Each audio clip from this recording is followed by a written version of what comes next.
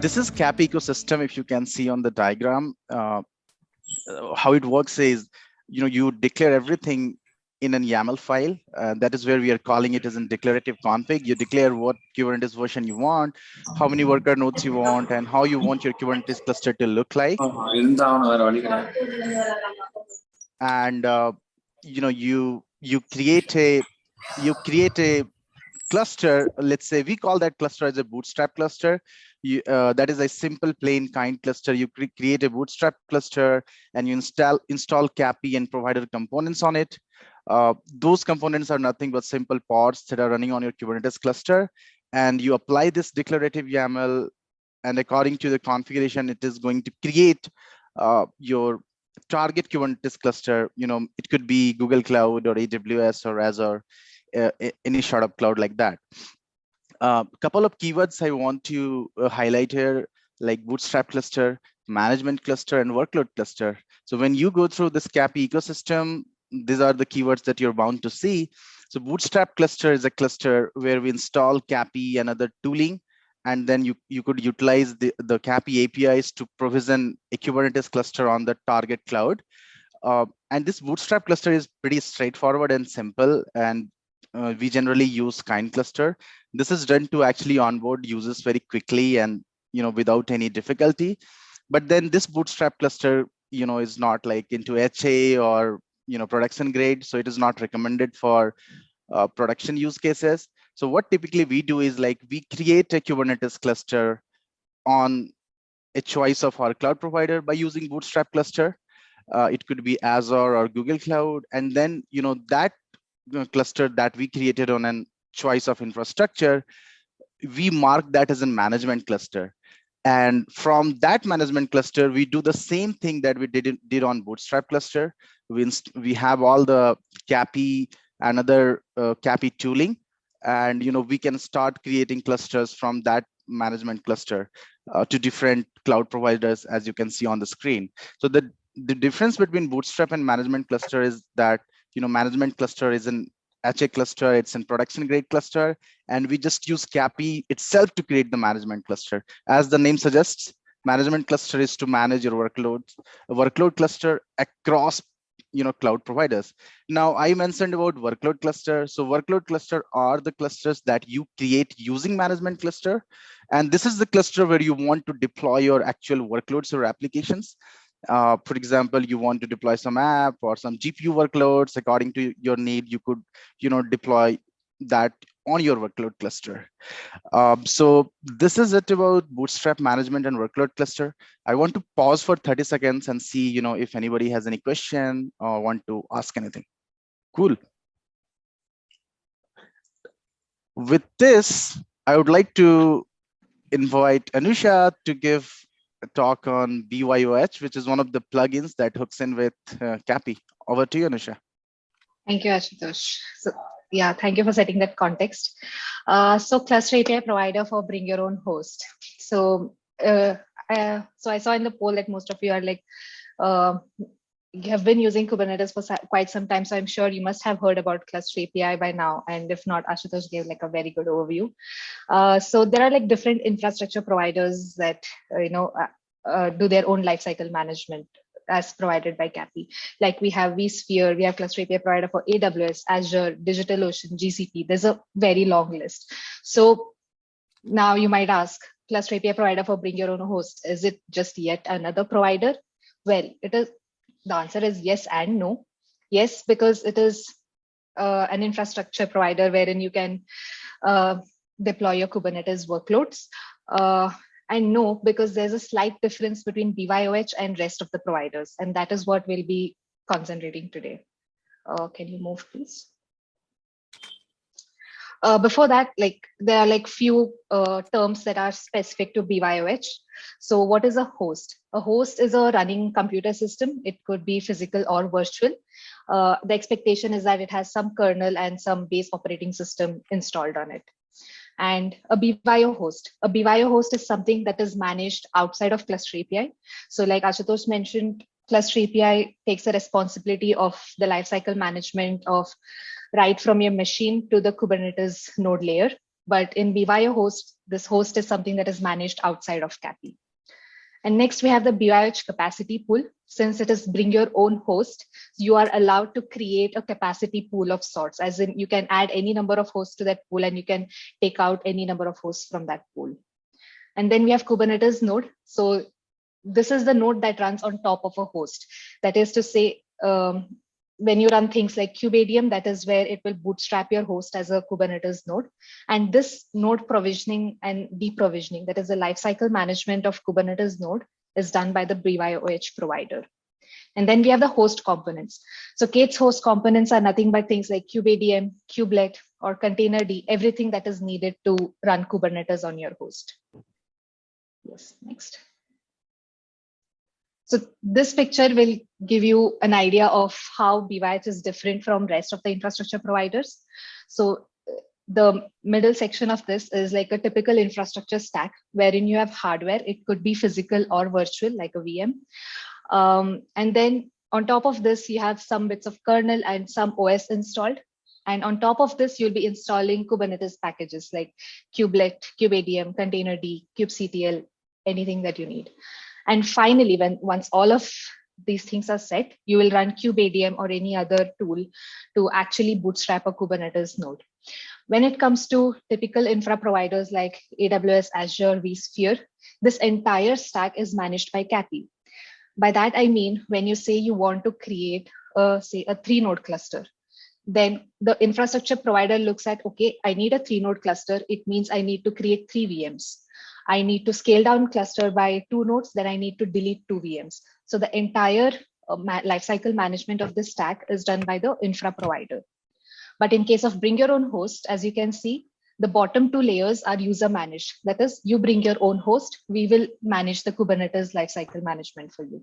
So the user is responsible for maintaining the hardware, as in to say, if you have to do any security CVs, patches, the user is responsible. The user has to install OS, keep it up to date. And then finally, BYOH takes care of installing the right Kubernetes versions, and then finally bootstrapping that.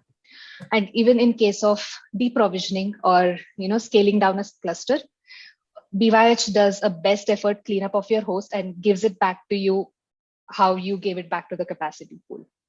So if there's like one takeaway that you all want to have as to how BYOH is different, it is this concept.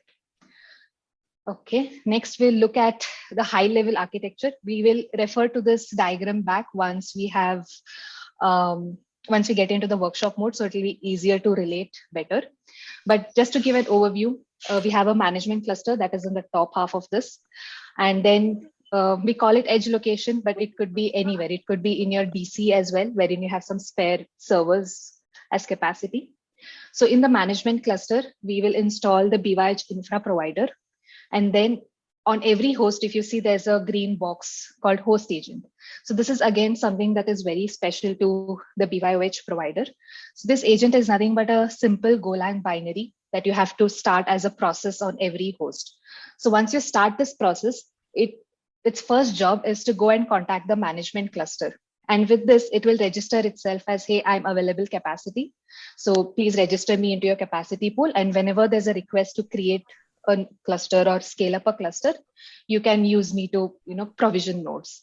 So that's how it registers itself. And whenever there's a request, the BYOH infra providers looks into this capacity pool, whether are there any hosts in the capacity pool. If there are, it goes ahead and provisions the Kubernetes node. So this is the high level architecture of BYOH. I know it could be a lot to take in at once, but probably we'll get to the depth of it when we go to the workshop. So if there are any questions, I'll take a pause. Is CAPI GA for production? Yes, CAPI is definitely GA for production. I think Ashutosh can give the latest versions of CAPI information. Yes, like CAPI is into V1 beta 1 versions, and technically it is being used by a lot of folks into production. So yeah, we could chat more about that on Cluster API Slack. Okay, I think can we people who are running in the production, right? Like if you have, what is the biggest challenge that you face that you know, maybe it would be worth like posting that on the Slack, and we can see if like cluster API as part of the lifecycle management actually addresses some of those concerns. Yep. Just to mention, Nabarun had shared one readiness, production readiness block. So feel free to check that out. Prasad asked, does the host agent communicate with BWatch info provider via APIs like Kubernetes? So very good question. So for each host, we provide access to the kubeconfig file of the management cluster. So based on the IP of your management cluster, it makes a call. So there is one more question from Suman. Is asking, is there any constraints on host side for using BYOH? Any limitations on usage per se? When you say limitation, I'm assuming you're asking the bare minimal requirements of the host. I'm going to answer for that. I don't, because I can't think of limitation as such. So we use KubeADM to bootstrap our nodes. So KubeADM has some bare minimal prerequisites that it should be 2 CPU cores, 8 GB memory. So the same applies to BYOH as well. And limitations, I wouldn't say limitations, but currently BYOH is a very new provider, by the way. It's just 6 months old. So we support only Ubuntu 2004 and I think only 122 and 123 versions of Kubernetes and not before that. I hope that answers. Cool. Yep. I think, you know, we could also ask more questions on channels like upstream channels. Yeah. Every one of us are available there. So in interest of time, yeah, I would move to the next slide. And Aman, Karupia, over to you for the TCE part. Yeah, thanks, Ashutosh. Thanks, Anusha. So yeah, TC. So the TC stands for Tanzu Community Edition. So it's an open source Kubernetes platform provided by VMware. So it launched in October last year. And currently it have more than 1K stars on its repo and 2,700 plus downloads on different platforms like Mac, Linux, Windows. So if I talk about what TC specifically is, that it's a CLI which provides lots of features, plugins, packages, and also easy to install. So, and you can also install it on your various cloud platforms like AWS, Azure, vSphere, and also on your local environment. Also, just requirement is the Docker.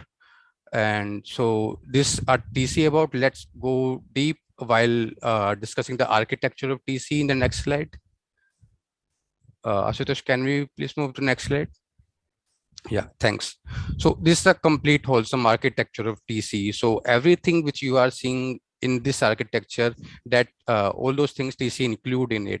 So there is a cloud provider, the runtimes, all the above applications are present in TC in the form of packages.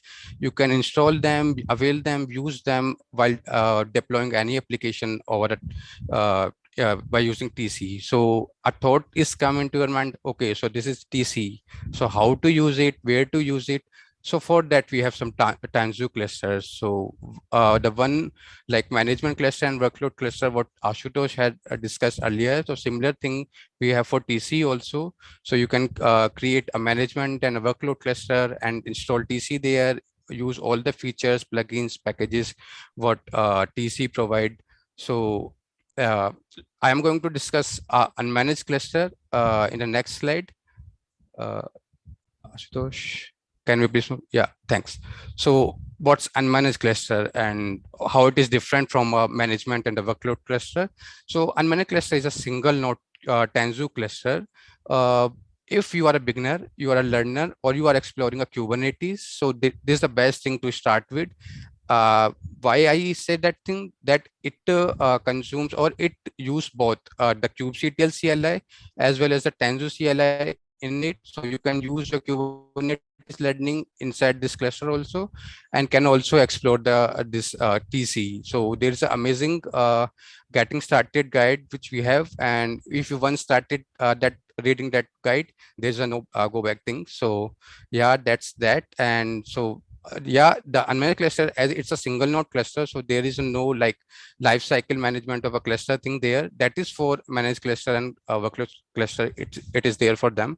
So there is a hands-on which we are going to do in a while. So my request is that can you please just pull out this image, just do Docker pull and this image, so that the installment of like unmanaged cluster will be faster and we can give time to the exploring the application, installing the application on an unmanaged cluster. So that exciting thing can take time instead of just this pulling image. So I will share the link in this chat. So yeah, and in the last, there is a repo for unmanaged cluster, which includes all the architecture and all the how API have designed for the unmanaged cluster. So yeah, go ahead, explore that. Thanks. Yeah, thanks, Ashutosh. Yeah, bye. Thanks. That was very good high level overview. Thank you, everyone. So if you have any last minute questions, feel free to ask, but this is enough slides as per Anusha. Anusha don't want to have too much of slides. And thanks for bringing up this beautiful content here. And we can jump into workshop right away. Kiran, do you have anything to say here? Also, like from the audience perspective, right? Can you just post in the chat really quickly before we get started into the workshop? What's the type of provider that you are using? We just heard from Vaibhav about GCP. Similarly, like others, like can you just post what are the providers that you are looking for, bare metal or any other cloud provider? I'll dictate what is in chat. So Prashad says he has used GCP, Gcloud binaries. Nabarun used Docker, GCP. Aman Rawat said Sivo. And Sonu says AKS. And Anurag said Sivo K3S. We will start this workshop with the CAPG part. So CAPG is Cluster API Provider Azure. And for this, you may need an Azure Cloud account. Folks who have a Azure account are good. If you don't, you can sign up for a free credit.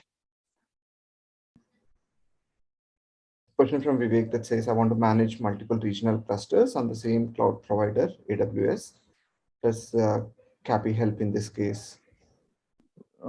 Yeah, you could do that. So that, if I get that right, you want to deploy like clusters across AZ, right? You could do that. It's just that the diagram says, depicts, okay, on the cloud provider high level story that you could potentially deploy in AWS. You could have your own, strategy and, topology, how you want to do that. And it is quite possible. And it does vary depending on like Azure or AWS, depending on different cloud provider, how the, topology or zones or regions are distributed. So you could do that. Yeah. Okay, thanks. So the other question I had was, I mean, it wasn't clear from the diagram, but do we have a separate control plane in each region, or you just have a central control plane that with the management cluster? Does that manage all the workers and the workloads? So you're asking about the control plane of management cluster? No. So my use case is that, so right now we have multiple regions, and then we have a single Kubernetes cluster in each region with the separate control plane and the workers and everything. So my question is, if at all we can use CAPI for something like that, would each region be a entirely separate cluster which you manage through CAPI, or the control plane would be the management cluster manages just the workers on each region? Management cluster manages, you could potentially do both ways. You could manage your workload clusters distributed. Let's say you have AWS, you could have thousands of Kubernetes cluster each into different regions, but then you can still have a single workload cluster with this topology spread. You could do that easy thing in a particular workload cluster itself. Does that answer the question? Okay, so but let's say, so on each region you just have the nodes and not a master. The worker nodes, or we'll not necessarily have a Kubernetes master. You do have, like, you can have your control plane things. Yeah. You can potentially have your control. So when you deploy workload cluster, you deploy full-fledged control plane as well as worker nodes. It is nothing like EKS or AKS where you don't have too much access or visibility of control planes. So management cluster is a altogether different Kubernetes cluster, just that its job is to manage other workload clusters. So we term it as an management cluster. If you look at the cluster in terms of components or Kubernetes component, it all are just same. So management cluster itself has control plane as well as worker nodes. For example, it can have 3 control plane nodes and 3 worker nodes. And then let's say you deploy 10 different workload clusters on AWS using this management cluster. Each workload cluster will have its own control plane node and its own worker nodes, right? Okay, got it. Yeah, thanks. Cool. So let's try to do this. I'll be doing myself from scratch and follow along. So this is can you see my screen? Font, shall I increase font size? Let me do that. Okay, so I'll go to, this is the repo that I have cloned. And, in a different screen, I've opened that repo to copy the instructions so that I don't have to swipe my screens. I already have this, prerequisites met, but just for the sake of completeness, I'll just do an first part. So I have like Azure CLI done. And if you see that in the instructions doc, if you are using a Azure cloud account for the first time, you want to do a couple of registrations. It is under heading register resource provider. So that is already done. And now let us create a Bootstrap kind cluster. So I'm going to create a kind cluster. So kind create cluster. Cool. So let us create a kind cluster.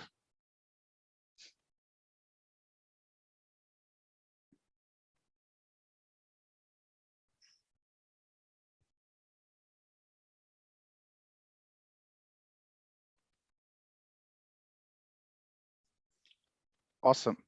I have already Azure login done, so I'll skip that step.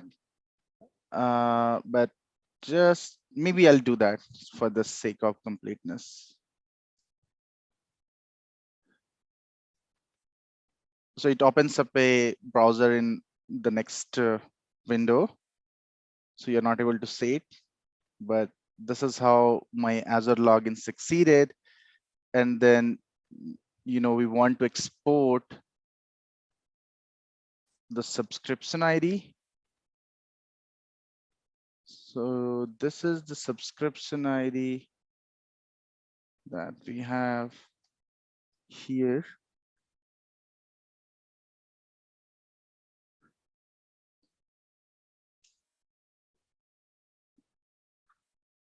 And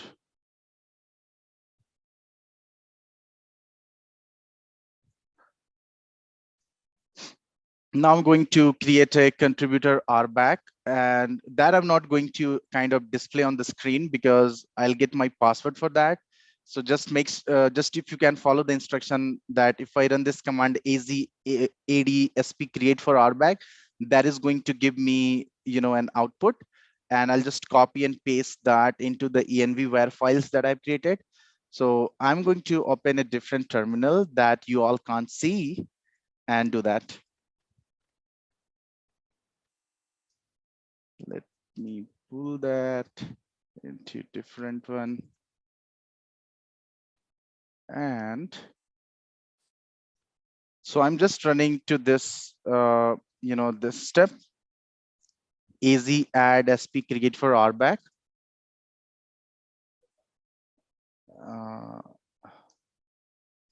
Before that, I have to copy this because this is a new terminal.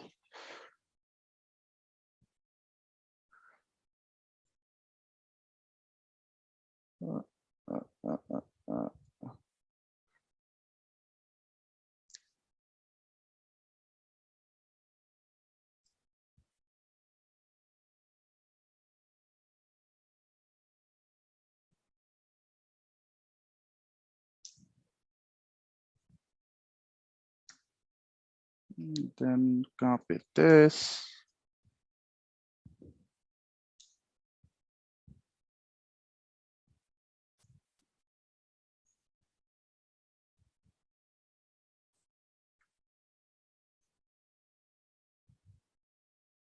Cool. And now what I'm going to do is, I'm going to set the environment variables. Give me just 1 minute of time so that, again, you don't look into these things, and then I'll share the terminal screen. Cool. I'll pull up my terminal now.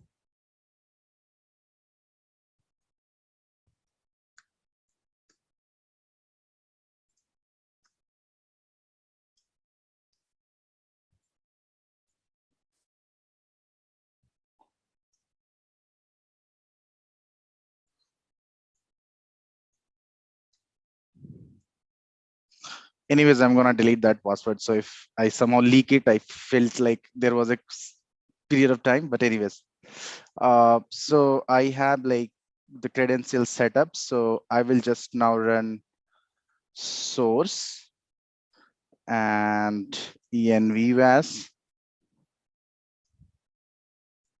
So that is done. And now like I have all the credentials set up. So this is an environment variable where you have like Azure secret and app ID registered and then set up. And the next is like, if you see on this instructions, I've just done this step, and now I'm going to create a secret. So this is the secret that will be used for authentication. Let me just create this one. The secret is created. And now I will do, so this step is a cluster CTL init. So what it does is it is going to install cluster API component, and I'm using cluster API provider Azure. So Azure is the component that deals with resource creation on Azure infrastructure. So this is going to install CAPI plus the Azure components on my client cluster. And this is how, when we do this, we make this kind cluster a Bootstrap cluster.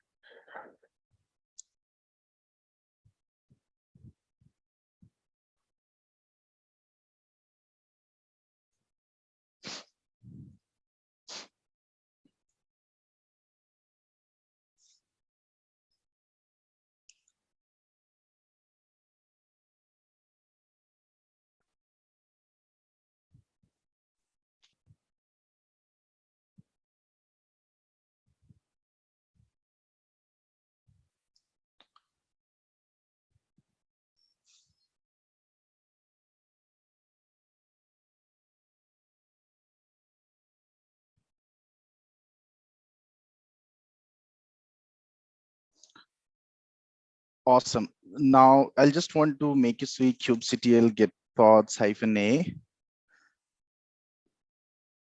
So if you can see, these are the pods that I was talking about. So this is like the CAPG controller manager. So it deals with infrastructure on Azure cloud. This is the core CAPI. This is like the central core that plugins to different providers. Right now it is plugged in with CAPG. In a single Bootstrap cluster, you can have different plugins, right? You can also have CAPZ existing with AWS providers. So you can have CAPZ as well as CAPA. But for the sake of simplicity, and this works out, we only have the Azure provider. Okay. Now what I'm trying to do is, next step is, I'll create an cluster configuration. And for that, let me show you what it is. If you can see my screen, if you can see the cluster manifest, I have set my Azure location to Estacia. And this is a simple control plane machine type. This vCPU type. This is for control plane machine. This is for node machine. So these are 1 CPU and 8 GB RAM, just to keep it simple. And we are going to install or create a .21, and machine count, control plane machine count is 1, and worker machine count is 1. Let me source this. This is done. And in the next step, I'm going to generate this. So when I run this command, so this command actually utilizes those env variables to generate a cluster YAML, right? So for example, we mentioned Kubernetes version and all other stuff, like how many control plane and worker node we want to have. Let us do that. It is done. Just to take a quick peek of what it is. So it is just a couple of YAMLs, right? So you can see this part, there's a cluster YAML, and then, other YAMLs on infrastructure. Without getting into too much into this thing, let me just apply this YAML. So let's see what's the next step. Next step is to apply this one. So I'm going to apply. This is being created. And now I've also mentioned like a couple of commands that you can use to analyze the state of creation where we are in. We could do Qctl Get Clusters, and we can see that KCD demo is in provisioning phase. We can also, execute cluster CTL describe cluster KCD demo. Okay, so this failed demo gods, and this is because of reasons. Sometime because Stacia, I've used that particular vCPU, this can happen. But I'll just change the location and make sure it works. Give me one moment. Okay, now this is actually good. We'll get to know how we can see the logs actually. So we will just see logs like this, kubectl logs -f capg system. Okay, maybe I pasted wrong subscription ID. So that's the issue. Give me one moment, I'll just fix it. Anusha, I'll stop sharing. You could do that and give me like quick 2 minutes to set up the credentials, right? Thanks. Specific. You all can see my browser, right? Yep. Okay. So I specifically wanted to show this YAML file and walk through this because this is going to be applicable to any infrastructure provider or any provider that you choose. So we see here, this is kind cluster. Now this custom resource is specific to cluster API. Similarly, cluster API has other constructs like cluster machine deployment, kubeadm control plane. So every cluster is a generic cluster API object. And if you see, there's a infrastructure reference here. This is where you say what kind of infra provider you want. Either if you want Azure cluster, you give Azure cluster reference. If you want vSphere, you give vSphere cluster. Similarly, in BYOH, we'll be adding a BYOH cluster here. And then you have to write the specification of what each kind is here. You write everything about Azure cluster. These are the required fields that it needs to bring up an Azure cluster. Before we go more into this file, there's a control plane ref also. So you can say which control plane provider you want to use to bring up your control planes. And that is where we are using kubeadm control plane. And if we scroll down further, we have definition for kubeadm control plane. Like these are the bunch of things that it needs. So this is the init configuration and join configuration. Since this is a kubeadm control plane, it will use kubeadm under the hood to bootstrap your clusters. Init configuration is something the very first control plane node in your cluster is going to use. And thereafter, from the second control plane to any other worker node, they're going to use the join configuration. So if there are like any specific things like you want to, I don't know, give special parameters for your kubelet, you give it in terms of kubelet extra args, any other host specifications, you could give a bunch of those as well. And then we have the machine template. So each infra provider has something called a machine template. You have Azure machine template, vSphere machine templates, wherein you say every VM, every Azure VM or a vSphere VM that is spawned, what should be the specifications of that. And then again, machine deployment is a generic construct. Yep, I think we are at the end of that. So this YAML file will have a mix of cluster API constructs as well as specific to your infrastructure as well. You had mentioned that this looks like a CRT, right? I mean, do you have any sort of controller that kind of looks at this and sets up the? Yep. Yeah. So I think if Ashutosh can do Qctl Get Ports, you can see a bunch of controllers that are running. You can see manager kind of things, right? CAPI controller manager and CAPZ controller manager. So this CAPZ controller manager has a bunch of controllers that are registered to it. They reconcile. So for every CRD that is specific to CAPZ has a controller that is running a reconciler, watching these objects for create, update, delete, whatever. And that is responsible for reconciliation. That's what you're asking, I hope. Yeah, thank you. Yeah. Right. So thanks, Anusa, for helping me out here. So I've just set up the credentials once again, hoping this should work this time. And I'm going to actually delete the secret that I just created so that it takes up the, oops.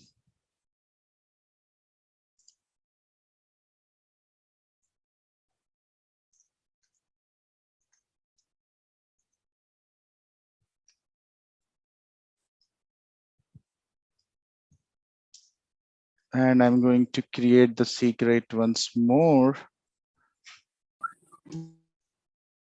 And we already, okay, so we need to actually kind of destroy this kind cluster because I don't want to deal, it should be pretty quick. Kind delete clusters and then do it again. Kind create cluster because secrets, we want the pods to have that.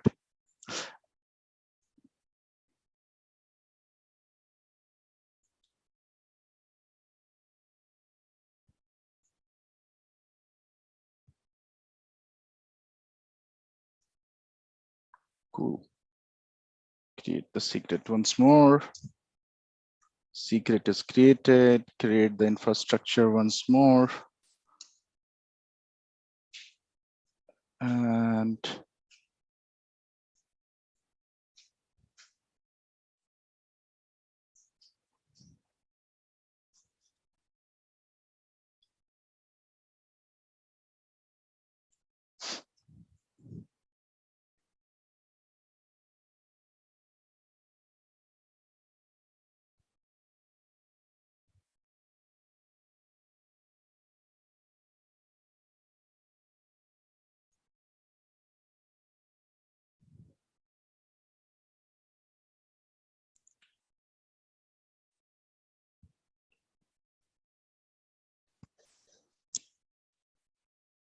it's going through.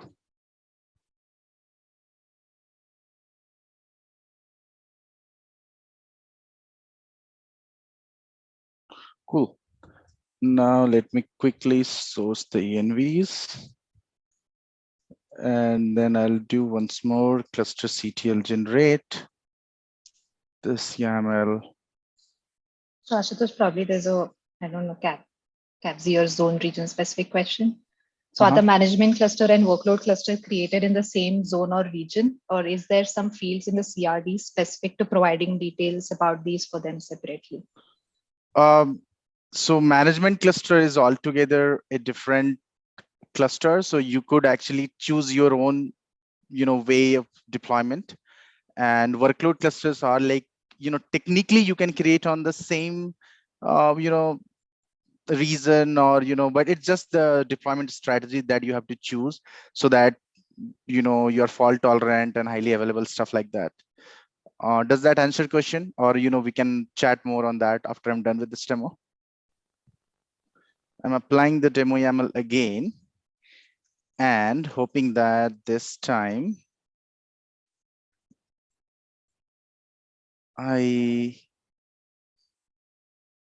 let me describe it.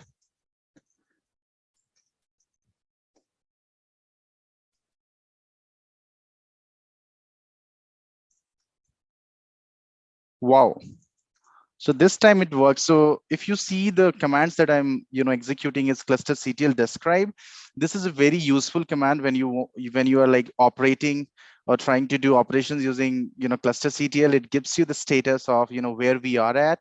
For example, we are waiting for the control plane machine to come up, and, stuff like that, if you can see on the screen. And there is one more command that I usually prefer to do is Qctl Get Azure machines. So it actually gives you the actual machines, gives you the status of actual machine that is being created on the infrastructure. So it is like in waiting for cluster infrastructure. If nothing goes wrong, this should get created. And, also one good thing while we do is that while we wait for this is like, you can say Qctl Get Pod -a. So, like there was a question regarding controller. So this is the CAPI controller that kind of deals with the infrastructure APIs. So we could actually pull in logs. What is going here? If at all, everything is fine.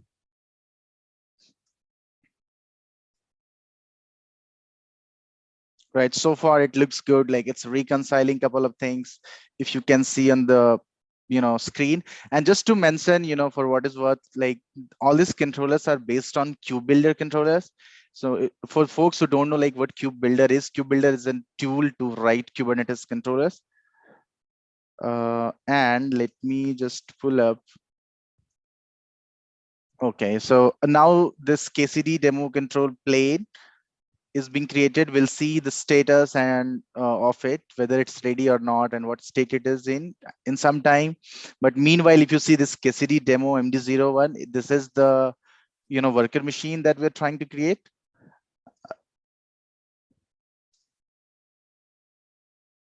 And now if you can see, like the control plane went into creating state, and if it is successful, it should come into succeeded state here. And it is not ready yet. While we are waiting for this, if there is any question, let me check the chat. Do anybody see any question on chat? Anusha, Karupiaman. So I think I had deferred one question, which even I have. So Cool. I'm going to read that out. Just a second. What's Vivek's question? Can we have more than one Azure machine template? For example, say I want a different node type. Can you define 2 different machine templates in a single cluster YAML file? So as of now, I don't think, or maybe I'm not aware we can do that. But as far as I know, for a single workload cluster that we want to create, we are having 2 machine template. One is for control plane and one is for worker nodes. So if you're having a machine template, that is the template that's going to be used throughout. Okay. But maybe, I don't know if we can do like, multiple nodes with different templates. So, Yeah, that's I'll my have to check it. understanding too. But what do you think with cluster class? That's like the newest feature of CAPI. Is it possible to define a set of templates as a class and apply those? Right, like cluster class could be one way to do that, but I just didn't want to bring that up right away here. Yeah. But that could be one, like, this question that is asked, there are certainly ways to do that, that I'm sure. Because we run a couple of P2E tests where we have heterogeneous nodes, like there are some Windows node and there are some Linux nodes, right? So how we do it via templates is what I'm not sure of. Maybe, I'll circle back on this on Slack. Does that sound good? That sounds good to me. Cool. Okay, wow, that's great. So we see that at least the control plane is in succeeded state. I know I'm taking most of the time, so my co-presenters are like, do it fast. So I think I'll be done in next 10 or 12 minutes. Hopefully this network thing works very fast. So, just to reiterate, this control plane is succeeded. So, while we wait for worker machine to come up, what we can do is we could actually pull in the kube config. So what we did just now is that we created a target cluster on Azure cloud. And now let me pull this command to get the kubeconfig. So using cluster.ctl. So I do this command to get the kubeconfig. Now I will do Qctl get nodes -- kubeconfig, and this is my kube. So this kubeconfig is for the Kubernetes cluster that we created on Azure Cloud. And if you can see, we have like the control plane node, come up. The state is not ready, and the worker machine has not yet come up because it's still being in creating state. But now we can see like we have one worker machine and one control plane machine, but the status is not ready. And the reason is that we do not have a CNI solution yet installed. So what I'll do is, quickly I'll just install a CNI so that our nodes are ready. And this should actually install the CNI. Cool. It can take like a few seconds to get the nodes to ready state. Okay, so this is, what we want. What I want all of us to realize is, you see how easy it is to actually create a Kubernetes cluster just using these YAMLs. And these YAMLs, this declarative configuration gives us a powerful way to capture this into CI/CD. So now your whole cluster can be described in a declarative YAML file, and you can, do crazy things with that. So now, if you can see, one of the nodes is into ready state, and this will come into ready state. Yeah, done. So awesome. We created a Kubernetes cluster of version 1.21. Now let me quickly upgrade the Kubernetes version. I know there are other logistic involved when you really upgrade a Kubernetes version, because in production grade, you deploy other workloads and there are a lot of metrics match that goes on. But I just want to realize that how easy it is to upgrade a Kubernetes version. So what I'm doing is I'm going to upgrade from 1.21 to 1.22.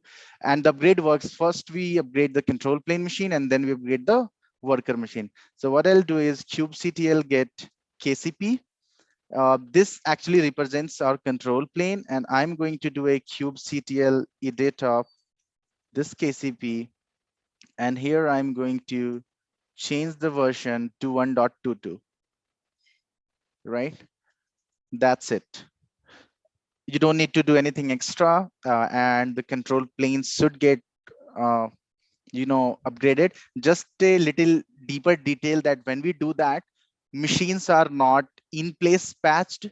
We do delete the actual machine, and then we stand a new one just to align to immutable principle, right? We don't do in place upgrade. So if you see like Qctl get Azure machines, okay, just a second, typo.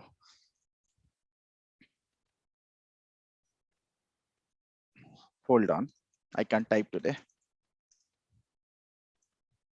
Right? So you can see that, we have like two control plane machines. One is being in creating a state, and so the other one will be deleted once this get into a success state. So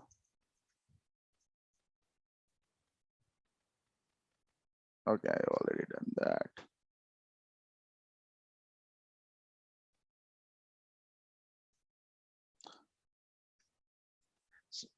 So we can feel disconnected for a while because the control plane is being upgraded. So this Qctl, so okay, Bootstrap in progress.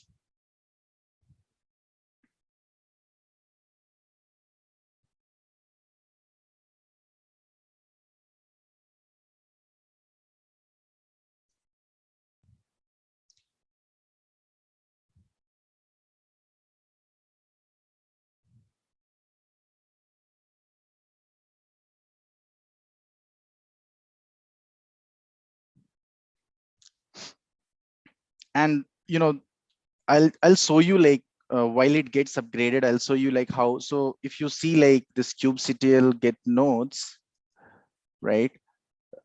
Yeah, you can see that there is a control plane node that has came up with version 1.22, and this is in not ready state. So this is transitioning right now. And once this is ready, it is done. It will be the scheduling will be disabled, and this node will be deleted. So this is how you upgrade it like first you upgrade the control plane, and now you can upgrade the worker node. I'm not going to do a worker node upgrade just for the sake of time, because it's taking like a while, but I'll show you, what you can do to upgrade a worker node after you are done with control plane. So you can just do Qctl Get MD, and you can write Qctl edit MD, and this is machine deployment. I know, like, I have not talked a lot on the terms of machine deployment and all, but this is one of the constructs that handles your worker nodes. And here also you can see a version, right? If you can see, I'll select that part, and you just simply have to change it to 1.22.0, and all the worker machines will get upgraded to the next version that we have selected here, right?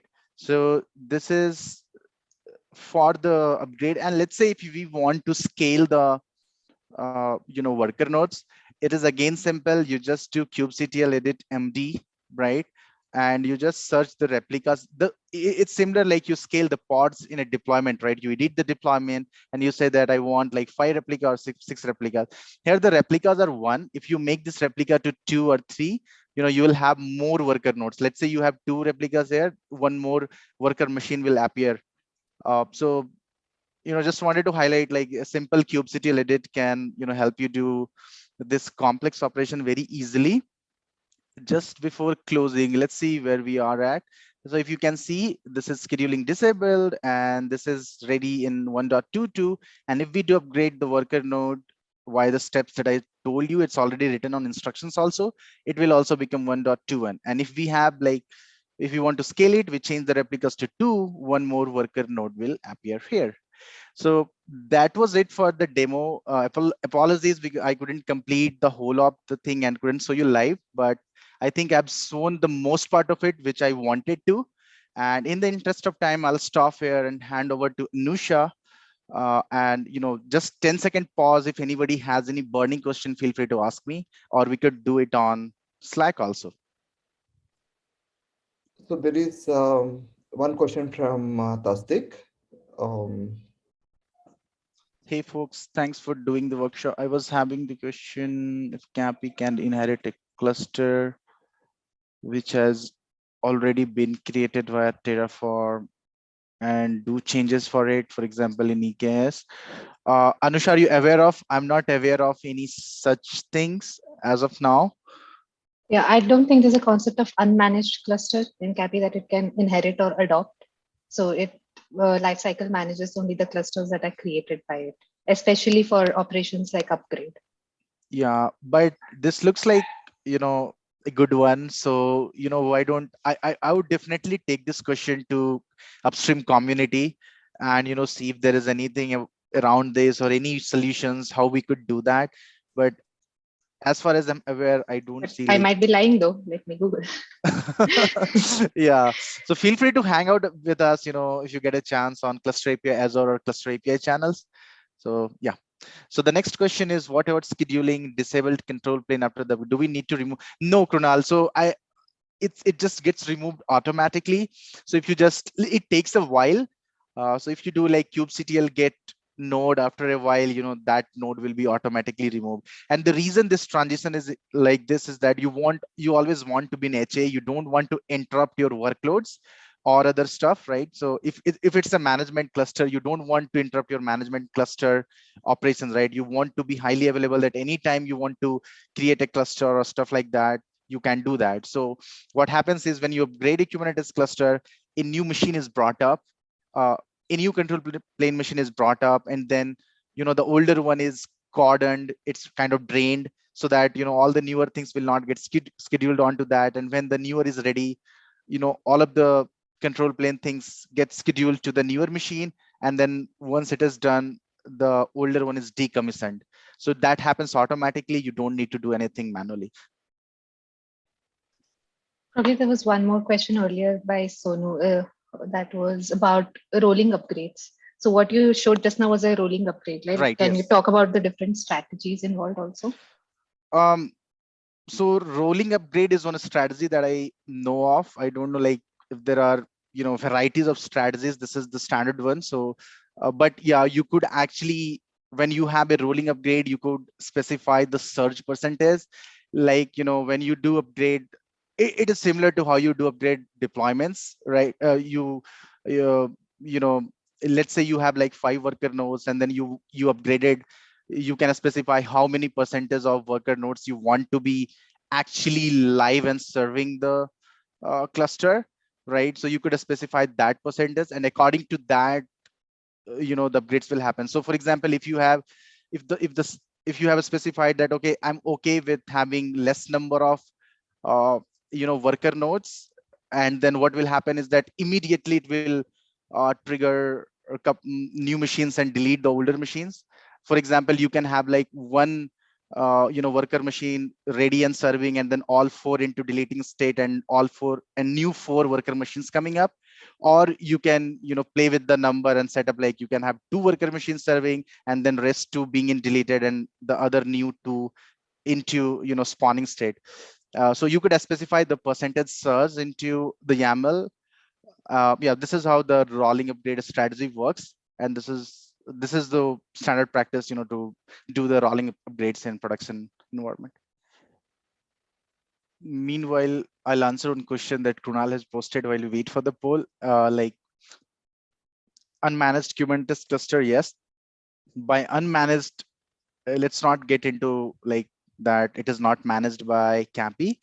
Unmanaged Kubernetes cluster, I think, Kunal, you mean where you have like control plane and worker nodes, and then AKS or EKS in AWS is like, you don't have your control plane machines access. So yes, we do have, feature to manage AKS. You could potentially manage AKS via CAPI.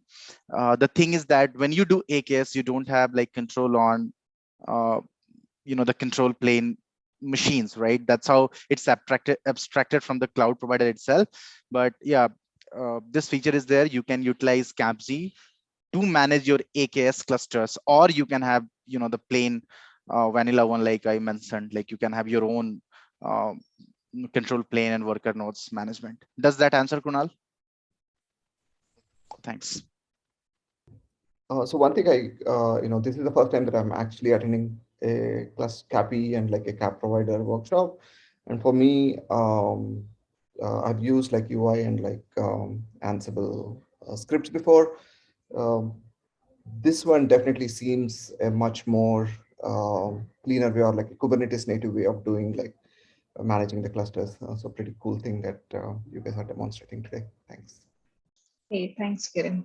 And Ashutosh, that was fantastic. So let's build over all the knowledge we have around controllers and CAPI and infra providers now. So I have 2 README files here, one for Mac and Ubuntu, but I just want to give a quick disclaimer that the preferred flow for, it should be flow. The preferred flow for this workshop is using Ubuntu VM, if y'all have that, because when we install Kubernetes and run kubeadm, it might involve some changes to your system settings in terms of turning off swap, firewall, enabling like filters and so on. And this is untested, so that's why I don't want to dive into a Mac workflow today. Instead, I will be demonstrating an Ubuntu workflow. So if you all have a VM, that's great. Otherwise, I think it's still okay to follow me along. We will go very slowly and dissect each of these steps. Does that sound okay? Cool. So I'll very quickly bring back this diagram. For those of you who joined late, this is what we are going to be doing today. Like Ashutosh said, we need a management cluster. BYH currently supports only provisioning workload clusters. So we have to rely on some other infra provider to be our management cluster. This is in case of production, but today we can use Kind, because Kind is our best friend when we're doing dev workflows or just learning new things. So we'll create a Kind cluster for our management cluster, and let's start with that. So, yep, I am using Ubuntu 2004 LTS, and it's x86 64. So let's create a Kind cluster. So while this is happening, so with this, we are getting our management cluster, and we need CAPI provider and BYH infra provider on this. So from Ashutosh's demo, if you remember, we are going to initialize our management cluster with our infrastructure provider. So earlier we did infrastructure as Azure, and now we are going to do as BYOH.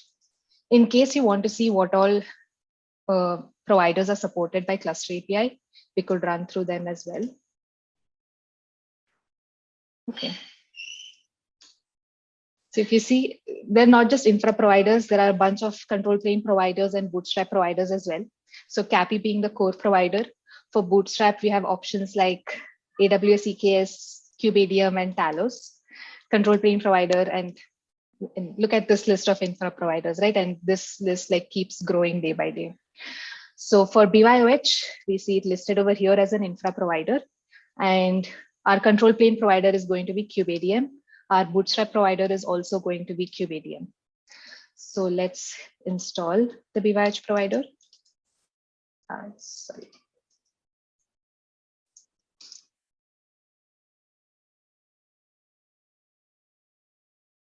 So along with infra BYOH, it is by default going to install Cluster API because it's the core one, and default is KubeADM for Bootstrap and control plane as well.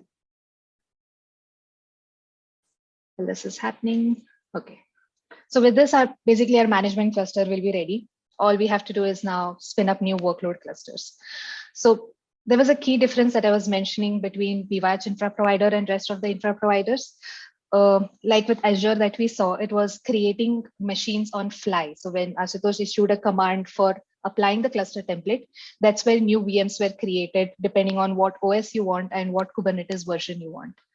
But with BYOH, like literally the name says bring your own host. So we cannot create the host for you. You have to bring the host to us. So for this demo, we'll be using Docker containers as our hosts. So we'll be creating a couple of containers because we are going to do a workload cluster with one control plane node and one worker node. And earlier, someone asked what are the limitations of BYOH. I wouldn't call it a limitation because limitation in my mind is a problem that has not been solved yet. So, and BYOH is like a very, very nascent provider. So at the moment, BYOH supports Ubuntu 20.04 host, x86 64 architecture, and it supports Kubernetes 1.22 and 1.23 series. So let's get to that. Before that, okay, let's do a Qctl Get Ports. I hope you're following with me, and if not, I can go like even slower if you think this is a little bit fast. Just let me know in the chat. So when you do Qctl Get Ports, you see we have BYOH system, our namespace, and this is the BYOH controller manager that is running. So this manager has different controllers registered to it. We have controllers for BYO machine, a BYO host, and a BYO cluster. So all these three reconcilers will be running. And we have the CAPI system in which the core CAPI controller is running, and then similarly one each for Bootstrap and control plane controllers. So with this, we have everything in running state. We will go back to creating the workload cluster.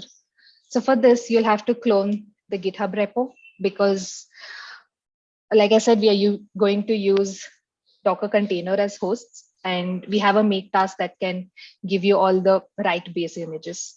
So I already have cloned the repo. And let's execute the make task. I'll probably already have it. So this, for me, it's going to be fast. So let me take a pause. If you're like following the guide along with me, I'll just look into the chat if there are any questions.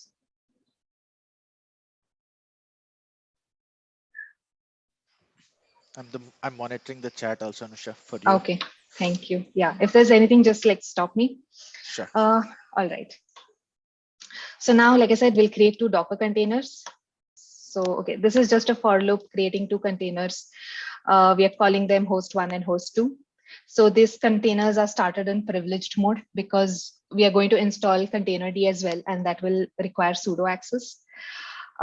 Mounting a bunch of things, and then, yep, this is our image name. Okay. So it created 2 hosts for us. Now we have to prepare this host. Like I said, this is bring your own host, right? We need to have certain prerequisites. Again, going back to this image, we need to have host agent installed on all of these hosts. So this binary is available for download on the releases page. And also earlier somebody asked, how is it going to talk to the management cluster? So we will provide the kubeconfig of the management cluster so that the host can discover the IP and reach out. So for that, I'm going to download the host agent binary.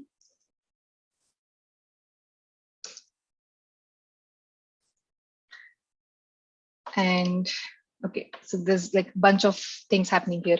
So all that it is doing is, since we were using kind cluster for a management cluster, before doing this, let's look at our kubeconfig. So if you see for kind, it is saying the server is 127.0.0.1, right? Because the kind cluster itself runs in a container. So we'll just, with a bunch of those set commands, we are going to update the IP over there. So I'm just going Anusha, to just copy stopping paste. you because of one question. Is that fine? Yeah, sure. So there is one question from someone. He is asking, does containers running BYOH workload needs to be run as privileged always?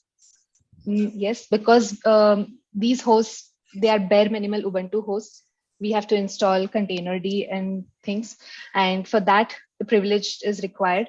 Maybe in future, if we allow customers or users themselves to bring their own container runtime, and it doesn't have to be containerd as well, then we could probably not run them as privileged. So just because of containerd, we have to run them as privileged. Cool. Right. Hi. Yes.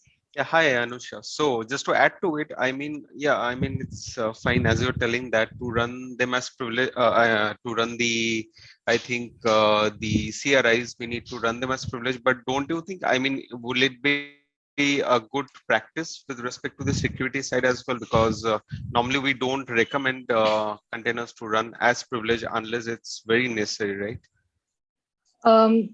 So again, this is a very development kind of environment, right? Where your containers are hosts. So in an actual production system, you'll have bare metal as host, bare metal servers. So there you'll have to run. So the agent that I'm showing over here, this agent process needs to be run as sudo. So consider this host not as a container, but as a bare metal server, but the agent has to run as sudo as long as we have to do and install this containerd things. Okay. I just want to reiterate on what Anusha said, Suman. So this is like this certain small kind of use cases where, the admins has to do this.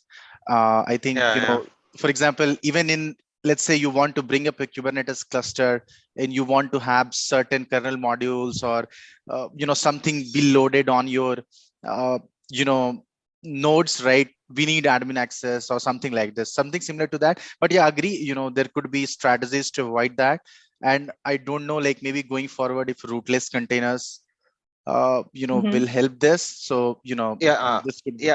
I mean, why I asked was more from the context of, let's say, when we are bringing BYOH as more kind of a GA on the environment for the customer side. So probably one thing that would come always is some kind of security audit, right? That would be run on this workload. Yes. So possibly that could be one potential query that could come, that why containers are running as privilege. And we, in a general sense, we cannot say that just to run some CRI, we are enabling containers to give more access to the underlying host machines, right? So my concern came from that side. Cool. But I think it's still development. But I expect a more I think, development will be coming. Right, like when you said GA, like it's not potential, it's like most definitive thing that we have to tackle, because nobody would want to run containers in any sort of escalated privileged mode in production.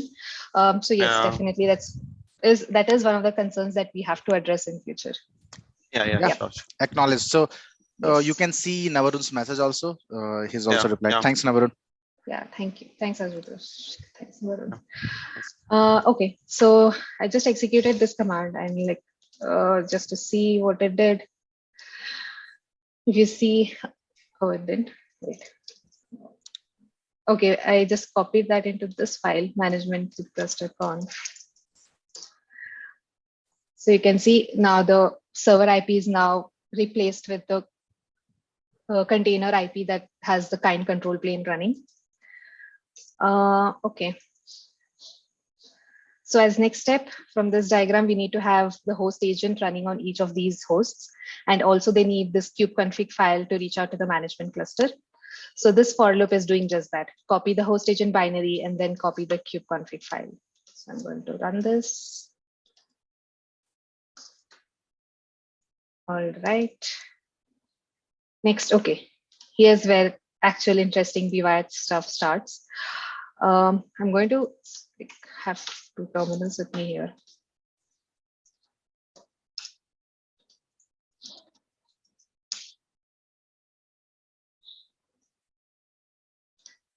Okay. So each of this terminals is going to act as a host. That is, I'm going to start to run those two containers here. Okay, on one, let's export this. Okay, this is my one. And I'm going to start the agent. So if you see, I'm starting the host agent and giving the kubeconfig as an argument to this.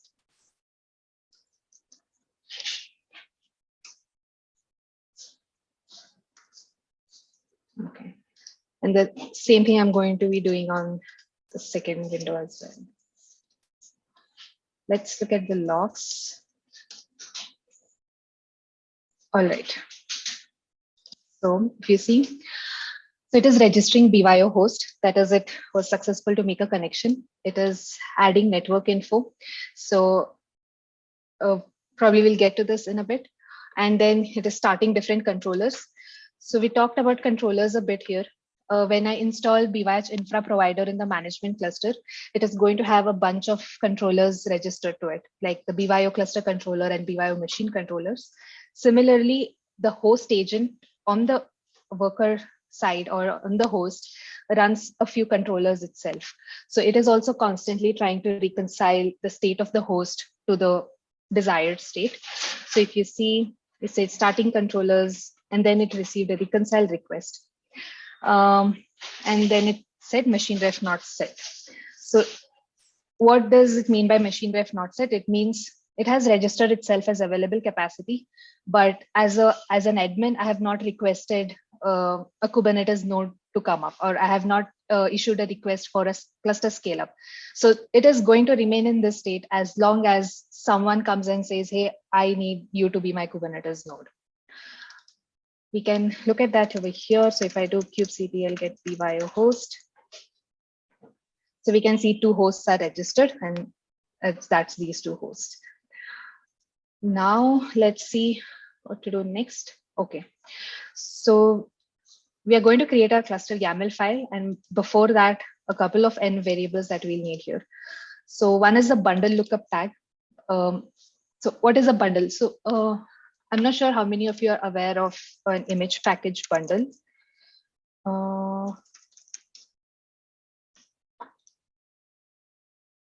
So image package is one of the part of the Carvel tooling. I think there was a Carvel workshop.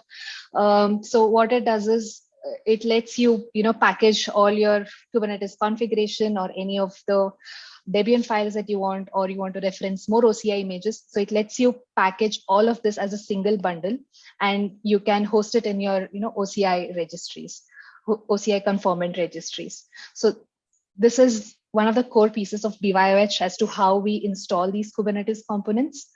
So, okay, let's come here. So what does an image package bundle in terms of BYH consist of? So like I said, we need to install containerd, kubeadm, kubelet, CRI tools, and some CNI. So to bring up a basic Kubernetes node using kubeadm, these are the files or services that need to be running on your host. So these are the Debian files that are pulled off of their upstream GitHub repos or the apt packages. And these Debian and tar files are bundled as an OCI image. So this is where I think BYH is really powerful. So in one of the, I think, earlier polls, you all said you use CVO, K3S, or you may even be using, proprietary Kubernetes flavor that your, organization wants. But the cluster API, the upstream cluster API project that we have supports, upstream Kubernetes. So if you want to bring up an Azure cluster that we did, it actually gave you Kubernetes, and this was conformant with the upstream KK repo Kubernetes that we have.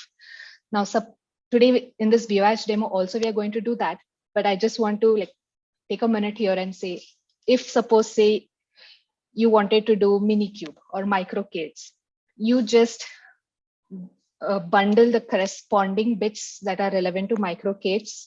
It could, I don't know what micro-K8s has, but it could be a different kind of Kuberian Debian that it needs, or it could be a different kind of, maybe an additional configuration file it needs. So all you have to do is bundle that configuration file into this image. And when BYH actually pulls this image and unpacks and executes those things, you will have a Minikube that is running in your BYH nodes, still managed by CAPI. You can have, say, a micro-K8s running in your BYH node managed by CAPI. You can have upstream Kubernetes. You can have your own organization's, private Kubernetes sort of thing, still managed by CAPI. So this is where, the power of BYH lies. Moving forward. So that's the bundle lookup tab. So it's just an OCI image. This tag is equivalent to, say, a Docker image tag. In BYH, our convention is to use the same, say I want a Kubernetes 123.5 version, our tag is also tagged in a similar way. This is just a convention. And the control plane endpoint. So for the control plane nodes, you might need HA, right? So BYH at the moment supports kubevip. So for those of you who are new to kubevip, kubevip provides, clusters with a virtual IP. All it needs is a virtual IP, and it can act as a load balancer for your control plane nodes and also for your workloads. There are other options, like you could use VMware's RV, or you could use, HA proxy. But at the moment, BYH supports kubevip. So like it says, it needs a virtual IP, right? So that is what we are going to provide here. And rest of the things are pretty much what we used for Azure. We use Ctl generate. Our infrastructure is BYH. This is the Kubernetes version. We are going to create one control plane node and one worker node. And flavor is Docker, because I'm using Docker containers as hosts. So let's quickly do this. Okay, how do I find out, what virtual IP should I give? So let's look at our kind network here for a bit. So your virtual IP has to be in the same network, but outside of the DHCP range. Outside of the DHCP range, because say some other container comes up, or you decide to introduce a new bare metal server into your capacity pool, your control plane IP should not interfere with the newer IP that is getting assigned. That's why it has to be outside of your DHCP range. Let's quickly do this. I'm going to change this 10.10 things. So for this demo, let's say 172.18.0. I'm just giving a high number so that I'm sure we are not going to create 150 containers today. And our Kubernetes version is 123.5. We have the cluster. Oh, wow, true. Even I have to do super secret things now, just a bit. GitHub token died. You can stop sharing, Anusha, and maybe come back if you want. Yeah, I'll do that. Thanks. Okay, sorry about that. Okay, so this is the cluster YAML that it was supposed to create. I think we were looking at when Azure cluster YAML was created, right? We have a cluster, but this time the infrastructure ref is pointing to BYO cluster. And similarly, if we can go through what a BYO cluster is, it's here. And at the moment, all it needs is a bundle lookup base registry. So this is where my image package bundle is hosted. And the tag is 123.5. And this is going to be my control plane endpoint. And similarly, we have BYO machine template. Yep, this is all specific to now BYOH. So let's save this file. Going back here. All right. We are going to apply this cluster. Now, as soon as we apply this cluster YAML, we can see that how each of these hosts that were just lying around saying machine ref not yet set, they are going to reconcile and take action.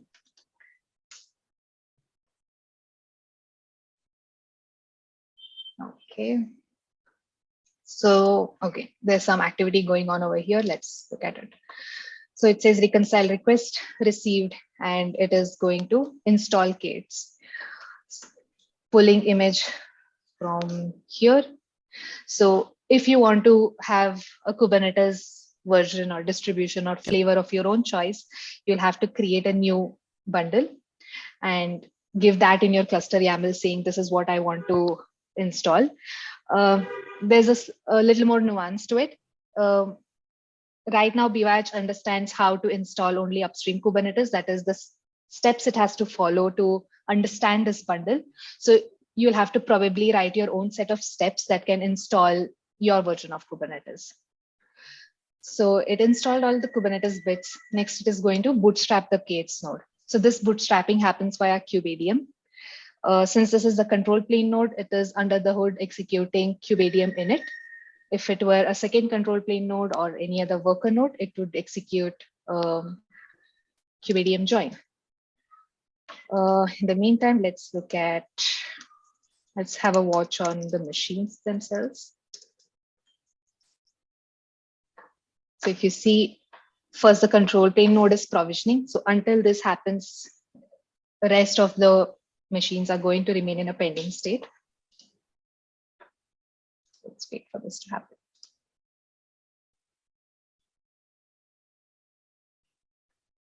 Okay, this one says successfully bootstrapped, and now it should ideally start the same set of steps over here in the other host. So right now, it is randomly picking any of the available hosts for, this is going to be my control plane node.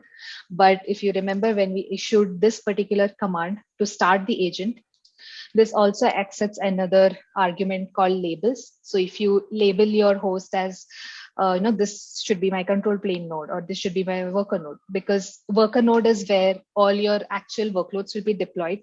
So if you want to give high capacity to that, or like if you have a host which says, 8 cores and something else with only 4 cores, you can attach those labels to all of these hosts. And in the cluster YAML, you can specify for each label, you have a corresponding selector. You can specify your selector so that, the filtering logic of control plane nodes and worker nodes becomes more efficient. So again, it's doing similar things. Installing K8s. We have a bunch of warnings, which I need to look into after this call. And then finally, it says K8s node successfully bootstrapped. If we come back here. Okay. So now if you see, both of these machines have a provider ID. All right. You go here. Okay. Both of my nodes are bootstrapped. Let's come back here. Accessing the workload cluster, right? Now you need to have a kubeconfig of your workload cluster so that you can access it. The kubeconfig is stored as a secret. So this command is just getting the secret and base64 decoding it. Let's look at the nodes first. So this was similar to what we saw in Azure as well. Once Cluster API completed its things, the nodes were up. I mean, the nodes are bootstrapped, but they are in a status of not ready. This is because we don't have a CNI yet. This is where we go and apply a CNI. This actually doesn't have to be a separate step. Cluster API provides constructs such as cluster resource sets, wherein you can specify for a bunch of your for a bunch of nodes or for a given particular cluster. Whenever a new node is joined, apply this resource set. Now, this resource set could be a CNI, CSI, anything that kind of applies to the entire cluster. So we're going to apply CNI now. I have a CNI hosted locally. I have Antria hosted locally because this I'm very sure is going to give me a Docker rate limit error. So I think the Azure guide had a better, GitHub raw user content link. All right. So I'm going to apply Antria. Okay, it created a bunch of things, but let's have a watch on the nodes. So once all the CNI related pods are up, these nodes are going to go into a ready state. And once they're ready, you can, create deployments, expose them as services, deploy your workloads.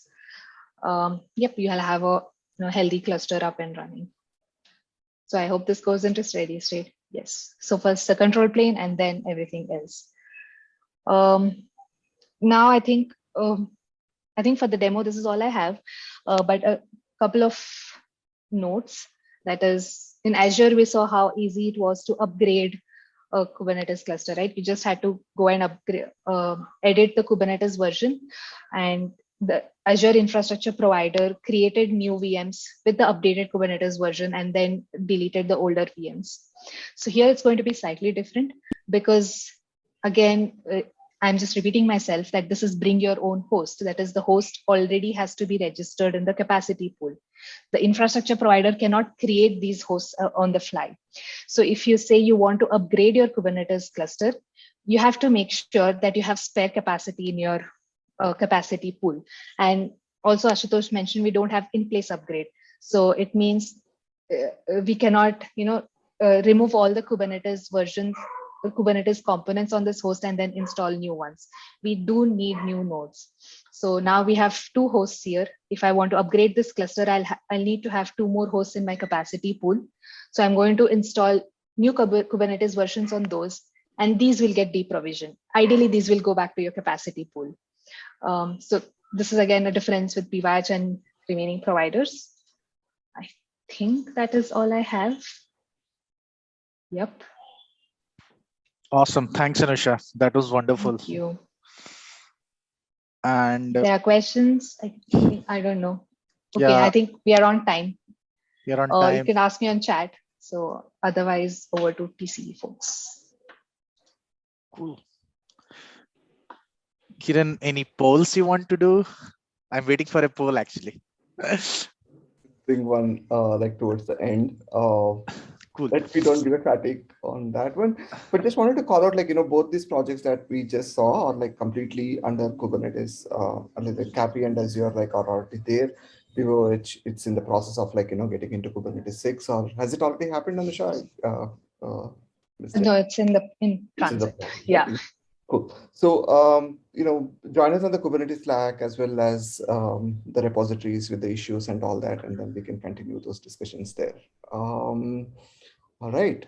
Any last minute questions before we take like a quick break of 5 minutes, and then we totally switch hands towards the TCE, which probably gives you like a little bit of higher level implementations on top of these, right?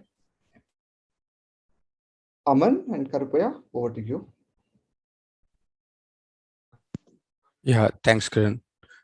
So let's start with the unmanaged cluster. Yeah. So as I have give us some brief about the unmanaged cluster. So it's a standalone cluster, and you can use both Kubernetes like Qctl and Tanzu CLI inside it, and it comes with and you can use all the features which TCE is providing, like the plugins, the packages, and other stuff. So you can use that too there. So if I start with the demo or installation, so the prerequisites are like Docker, Qctl, and install TCE. So I think I'm assuming that Docker and Qctl are there. If in case TCE is not there, so I have written down the shortest way to install a TCE. So just have to curl or wget up to your OS. So I am using a Linux environment, Ubuntu, and so these are the commands for there. So same commands can work on Mac too. So that's that. So let's start with creating an unmanaged cluster. So I have for that there are two ways to create a unmanaged cluster. So one is like a simple which is running command in which it will fetch a kind image, then creating a kind cluster above which it is creating a cap controller CNI like Calico, and then fetching the repositories and installing them. So that's the one way of installing an unmanaged cluster. And another way is that if any cluster is present in your environment already and you want to convert that cluster into unmanaged cluster, so there is also that way also. So it's pretty new, so maybe some issues can be there. So we are following up with the first way. So let's start with creating an unmanaged cluster.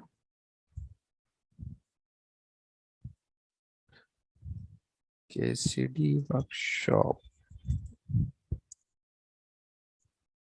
So it is fetching the kind cluster image, the link I shared with you earlier. Okay. So meanwhile, the unmanaged cluster is installing. Let's explore the all new features which are added in a unmanaged cluster. So here's the one, like support unmanaged cluster profile. So what does that mean is that you have installed unmanaged cluster, you have installed some packages there, or installed any application there. So you can save that profile and you can use or rerun it again. So you don't have to create any application or anything from scratch. So that's the one feature which is added into a unmanaged cluster. So, and there are many more. I have just fetched few of them. So this other feature which we have added into unmanaged cluster is like with an existing, so the same thing which I spoke earlier, like you have a cluster, you can convert it into a unmanaged cluster. So these are the two features which there are more features which we are going to add and we are in process to add. So yeah, cluster is up. So let's start with some running some commands there. So let me show you the version of Tanzu. So I'm using a v.o.11.0 hopefully, yeah, .2, sorry. And for the unmanaged cluster version, I am using a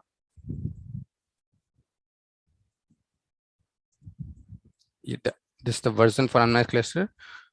So okay, we have TC, we have an unmanaged cluster. Let's see the ports.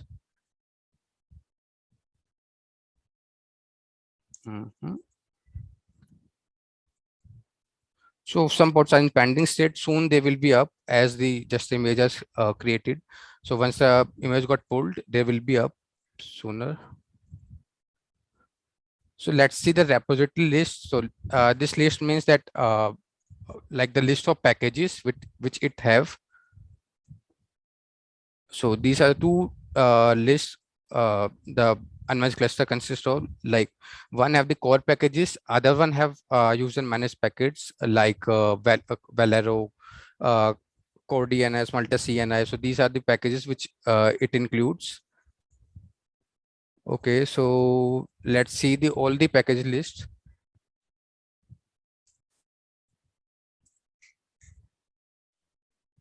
So these are all the packages which it have currently, and there are many more packages which we are going to add in future. So we are starting with installing a FluentBit on it and see how. So FluentBit is a application which stores or which process the logs and show you in the form of matrices and in a simpler manner, I would say. So let's install, let's see the version. So currently for FluentBit, there's only one version. So for the other packages, you can also see with the same command, the version thing. So there is a version available 1.7.5 for FluentBit. So we are going to install that version.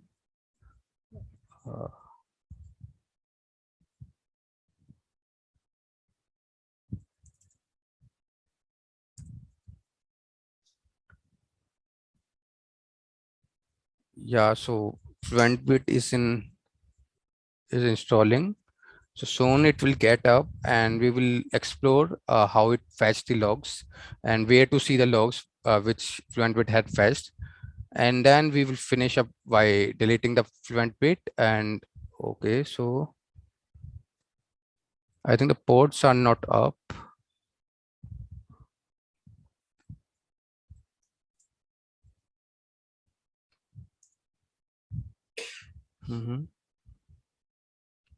Sorry. Oh, funny. Okay, so fluent boot port is not. Let's create it again.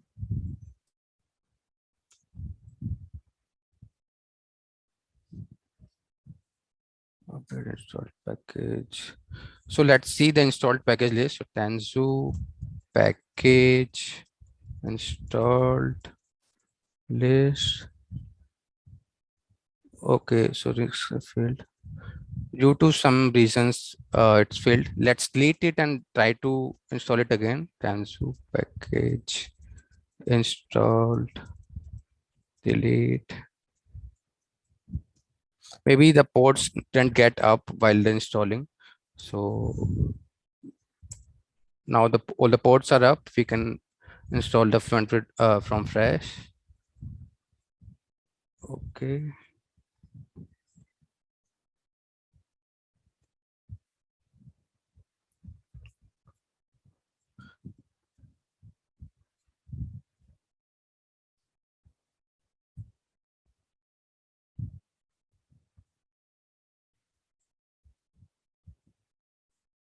Oh yeah.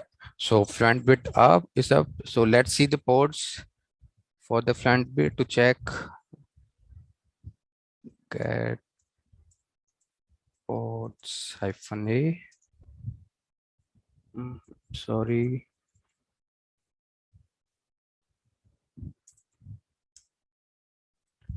Yeah, so for front bit ports is here. We can also see the installed list for the packages, which we have run earlier. Yeah, so reconcile succeeded. So let's see. Okay, so to see the logs, so we have to need some. We have to need the name of the name like pod for that fluent bit. So this is the name of the pod which we are going to use to see the logs which are fetched by fluent bit.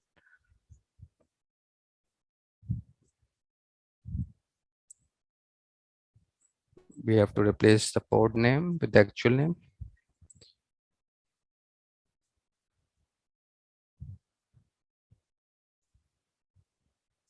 So it's a pretty verbose log. So it have fetched. So lots of logs it have fetched.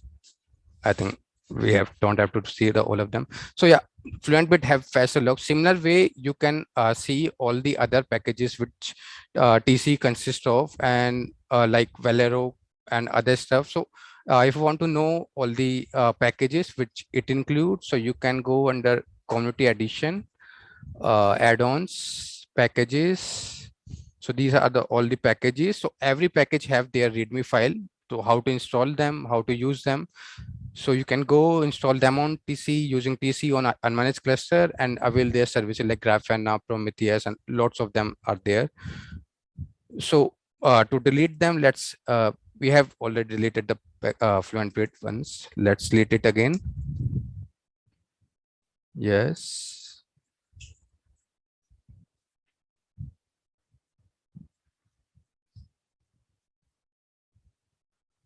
So we have to delete a cluster. So this is all about creating a cluster, installing an application on it, using it. And now as we have fulfilled thing, then we are going to delete the cluster. So to see the name of the cluster, you can run Tanzu UC list. This will show the name of our cluster, that is KD Workshop. So to delete it, Tanzu UC delete.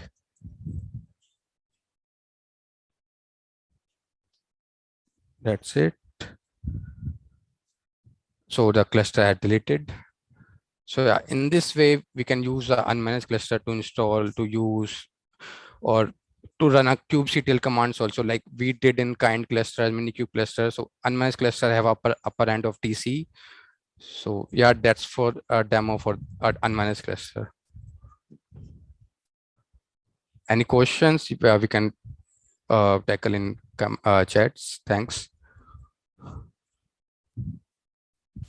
Thank you, Aman. Looks like Thanks. your first workshop like went without like a glitch. That was pretty cool. Yeah, thanks. Arupaya, are you ready to go on? Yeah. Just wanted to call that Murphy was nicer to you, Aman. Yeah, in between I got distracted, but yeah, That worked. was like, yeah, like the pod one, but Yeah, great. Good demo, Aman. Thanks. thanks also. I'll just dictate, like Karupya had sent the TCE KCD workshop GitHub repo. You can open that if you want to follow along. Hey, okay. So I put the link to this. I'll put it probably again just in case someone missed. Yeah. So this has like the whole set of like what do you say instructions to actually get started with like TCE, like the installation and like how running TCE on AWS will look like. I've actually already started off running this thing, so I'll just give an overview first before I actually just show the actual one. So you folks can actually check out these for the installation, and I've also put some video references over here. So one moment. Okay, so before getting on, so initially we had talked about like how Cluster API can actually support many cloud providers, and there are more cloud companies that are coming up and writing their own providers for their clouds. So AWS is one such popular provider, of course, which is also providing Cluster API provider for AWS, and Tanzu supports AWS using that. So you can actually prep for your installation of management cluster by actually ensuring that you have all the creds. So I've put the steps to actually get the creds for yourself, like get into your AWS console and like go to security credentials, access key and all that, and run an AWS configure to actually do this. And we assume that you have enough, say, access to create stuff. I mentioned some of the resources that we create as part of the cluster. And also you have quota available. Like if you're already using some resources, you also have to ensure you have quota or request more quota. And once you're done with all that credential stuff, the other prep you have to do is like, you need to have SSH key available for yourself. So this is to actually SSH into the machines that you deploy for your Kubernetes cluster, any control plane nodes, worker nodes. So these, whatever SSH key you provide will get injected in those machines so that later you can SSH into them and like debug or whatever you want to take control of them. So you can actually create your own key pair and import it into AWS, or AWS can create one and then give it to you. So this is where I create one with AWS itself. And I just downloaded it. So it's in my downloads over here. One moment. See here, once you get done with all of that prep, you just go ahead and like do this thing called Tanzu Management Cluster create UI, and you actually get a UI like this. And I'm actually already running it over here. And you have both dark and light interface. So I've been using the dark. One moment. So you notice that I actually have my AWS configured in my local. So config. So I have a profile over here, the default profile, and my credentials are in the AWS credentials. So I can just tell Tanzu that, hey, you can just use my credential profile and use the default credential profile, and the region is US East 1. And once you do that and say connect, it will say connected like this, and you're good to go. And everything else, you just can click next. You have the default settings which are good enough. So this is the classless interdomain routing range. So for the VPC, which is short for virtual private cluster, and you can go ahead and like mention a type for your machine. So what this means is how big is your machine? Is it like having less resources, like less CPU and RAM, or more? So we mention over here a bit of a large one so that your Kubernetes components can come up really fast and have enough resources and are not like fighting for resources. So, and then tell the name of the cluster and then the name of the key pair and all that. Press next, go on, and like you don't have to mention any optional metadata and stuff. And finally, you get this sort of UI, which is what I'm actually seeing. So actually, this sort of takes around. So I ran it around like 12:30, and it took around like some half an hour in my macOS. That's because I've been running Zoom and whatnot. But if you have, say, Linux, it might be probably lesser, like say 15, 20 minutes. And you should be able to see something like this, wherein it creates a CloudFormation stack. And then like it basically uses cluster API and cluster API provider for AWS. So it does all of the stuff that Ashutosh spoke about initially. And it creates your kind bootstrap cluster and everything, does everything in one go basically. I'm seeing some chat stuff. That is me and Yeah. Kiran chatting, Karupya. So Yeah. come to that later. Anyways. Cool. So here you can actually see the, so this is the bootstrap cluster. So you get like detailed logs about what is going on. You can actually see this even in your CLI. Like if you run this command, I was using the UI for need this UI, but you can also see the same thing happening here. And you will get the same logs if you simply just run these two commands. And you notice the bootstrap cluster getting created. So you can see moment. So creating the kind cluster, and then it's ready and stuff, the control plane of the bootstrap cluster and whatnot. And it's installing providers and doing things. Finally, it starts creating the management cluster and it waits for it to get created. And finally, what it does is it actually moves all the resources and everything on that management cluster. So this part, and let me probably show you how that looks like. So moment. So if you go below, you can actually see some commands to run. So you can actually see Tanzu management cluster get, and some moment, this is loading up chat. Yeah, so you can actually see what Ashutosh showed in terms of like cluster CTL. Tanzu basically connects to that and like shows up similar details using cluster APIs, interface, and all that. So and then you can also get your kube config like this, the admin kube config. And you can actually see how you can set the kube context. So do that. Same has been provided here. And then you can check out things like say the version, or just see the nodes are ready and running. So you can actually see that this is actually the server 122. And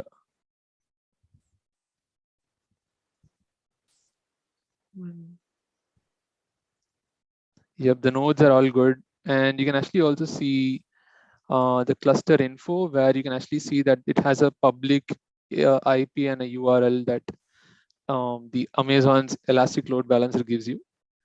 And you can also see all the pods that are running. And you can also do the same commands that Aman wrote for Tanzu packages. Sorry, package, repository, list.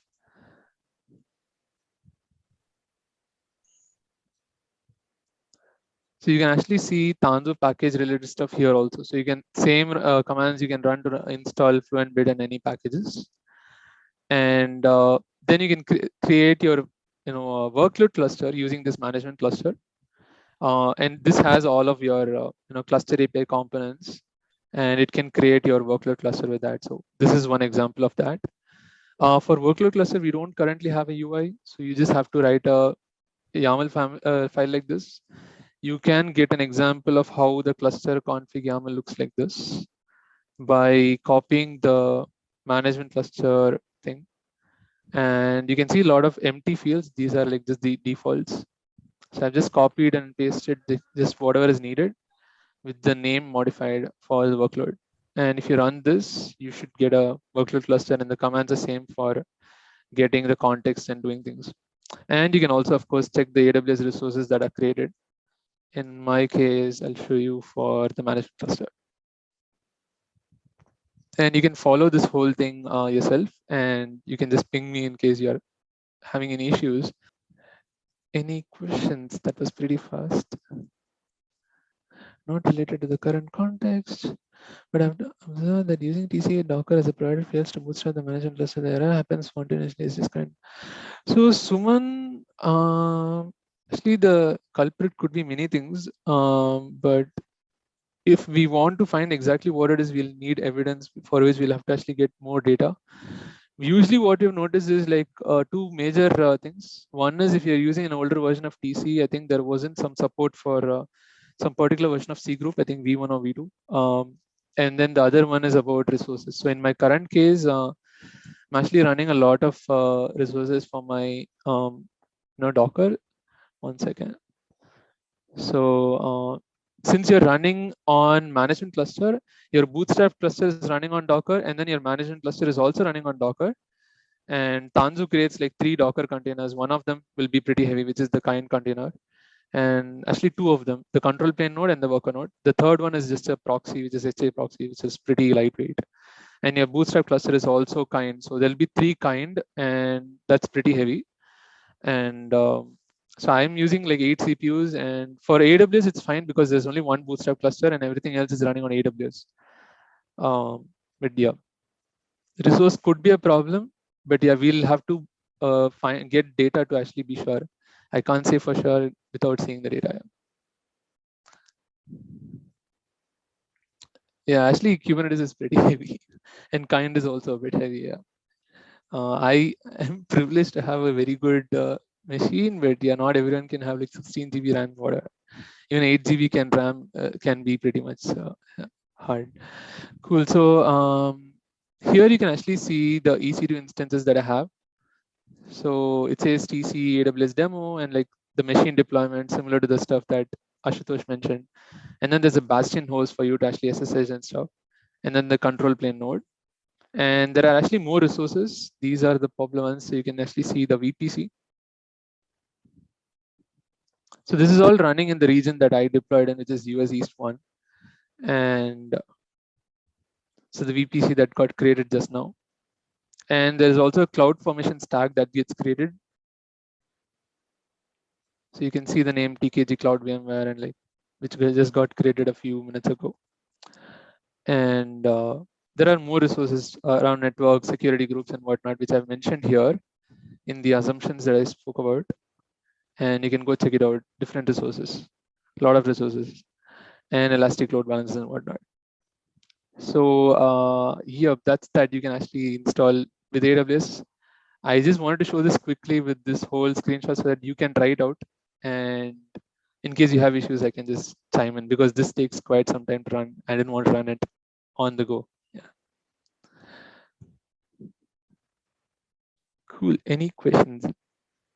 Well, like not related to the workshop, but like one thing that seems to come out here is Tanzu like a CLI that wraps around like the various tools that we typically use. For example, like if I'm running like my own bare metal cluster, right? Like I have to use help to kind of install set of add-ons and all that kind of stuff, or use like enable disable of let's say like micro-Kubernetes or something. Is Tanzu like a wrapper around all this? And then, no. No, Tanzu is not a wrapper around these. Tanzu does build on top of cluster API, which is actually it builds on top of in the case of TC, it builds on top of this thing called Tanzu framework, which is like the open source core of all the editions of Tanzu Kubernetes Grid. So different editions use this as the core, and then TC brings its own features. And so Tanzu has its own like package plugin and whatnot. MicroK also has its own like some sort of like plugins for installing packages. For example, if you go check out one moment, oops.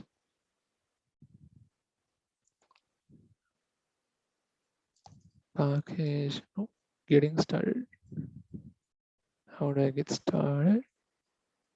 Okay.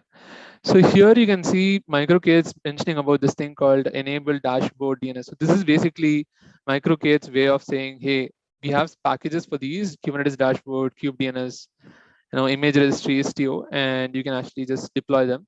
Similar to that, Tanzu has like packages where you can say Tanzu package available list, and you should be able to get all the packages that you have and then install them also.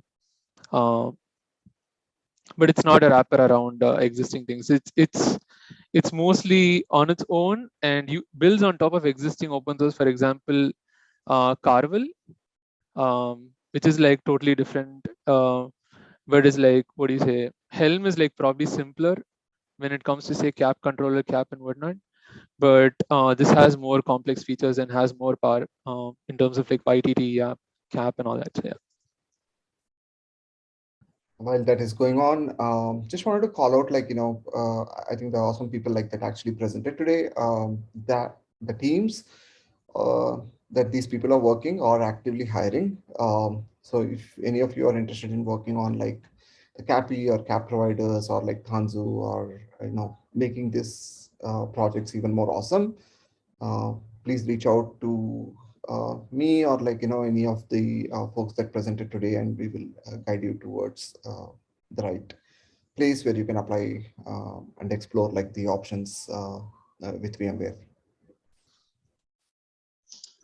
Okay, I think this is fantastic. I mean, so first of all, thanks, for bearing us for like 3 hours on a long weekend Saturday.